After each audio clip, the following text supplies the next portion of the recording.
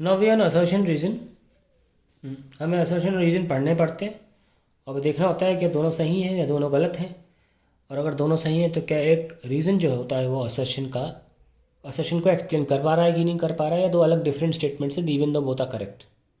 So let's start. पहला, when bodies are charged, ध्यान रखें तरीका क्या अपनाना है हमेशा। हम असर्शन रीजन में हमेशा असर्शन का रीज़न खुद सोचिए, जब आप सोच रहे हैं उसके बाद रीज़न पढ़ा करिए। When bodies are charged through friction, there is a transfer of electric charge from one body to another, but no creation or destruction of charge. ये बिल्कुल ठीक है।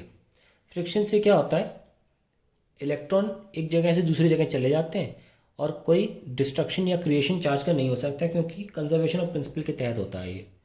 रीज़न क्या है, this follows from conservation of electric charge. तो देख सकते हैं आप मेरे मुंह से निकला भी वही और रीज़न में भी लिखा हुआ है। ठीक है, तो पहला पार्ट क्या हो गया हमारा, assertion is true and reason is also true and the correct explanation of assertion। क्या लिखा है, both A and R are true and R is the correct explanation of A।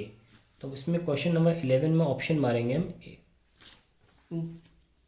हम assertion रीजन को एक साथ एक वीडियो में ले रहे हैं। Question 12, when we rub a glass rod with silk rod, the rod gets positively charged and silk gets negatively charged। ठीक है, ये बिल्कुल सही है। ग्लास रॉड और सिल्क जब करते हैं तो ग्लास रॉड पॉजिटिवली चार्ज हो जाती है। वो इसी भी नहीं हुई है कि ग्लास रॉड में से इलेक्ट्रॉन, सरफेस में से इलेक्ट्रॉन चले गए सिल्क के पास। इसके पीछे का कारण होता है वर्क फंक्शन, यानी कि वर्क फंक्शन ग्लास रॉड का कम रहा होगा एज़ कम्पेयर टू सिल्क। ठीक है, तो इलेक्ट्रॉन्स चले गए सरफेस से तुम्हारे सिल्क के पास, तो ग्लास रॉड पॉजिटिवली चार्ज हो जाएगा। तो असर्शन तो कर लिया हमने, अब रीजन पढ़ते हैं। On rubbing electrons from silk cloth move to glass rod. ये गलत है, क्योंकि अगर ग्लास रॉड पॉजिटिवली चार्ज हो रहा है, जो कि सही स्टेटमेंट है, ग्लास रॉड का वर्क फंक्शन कम होता है, तो ऑब्वियसली ग्लास रॉड से इलेक्ट्रॉन्स निकल के सिल्क पर गए होंगे। तो यहाँ पे क्या है कि रीजन फॉल्स है, तो A is true but R is false. तो हम सी मार्क करेंगे यहाँ पे, क्वेश्चन नंबर 12 में सी मार्क करेंगे। अब आता है हमारा question number 13, assertion. The frequency of the incident reflected and refracted beam of monochromatic light at the two interface of the media are same. ये बिल्कुल सही है कि फ्रीक्वेंसी जो होती है वो कभी नहीं बदलती। ठीक है, जब तक कि सोर्स ना बदल रहा है, सोर्स पर डिपेंड करती है जो प्रोड्यूस कर रहा है लाइट को, किसी भी वेव को। नीचे लिखा है the incident reflected and refracted rays are coplanar. वो कह रहे हैं फ्रीक्वेंसी सेम रहती है, उसका कोप्लेनर होने से कोई ताल्लुक नहीं है। फ्रीक्वेंसी का ताल्लुक मिलता है सोर्स पर डिपेंड करती है, तो ये सोर्स वर्ड कहीं आ ही नहीं रहा है यहाँ पे। इसका मतलब रीज़न एक्सप्लेन नहीं कर पा रहा है, हालांकि रीज़न बिल्कुल सही स्टेटमेंट है कि हाँ, incident reflected and refracted rays coplanar होती तो हैं, जो कि स्नेल्स लॉ या यूँ कहिए स्नेल्स लॉ का दूसरा सिद्धांत भी होता है, वो म्यू बराबर sine i by sine r के बाद ये भी लिखा रहता है कि दोनों तीनों रेज आपस में कोप्लेनर है। लेकिन इसके कोप्लेनर होने से कोई फ्रीक्वेंसी जो है वो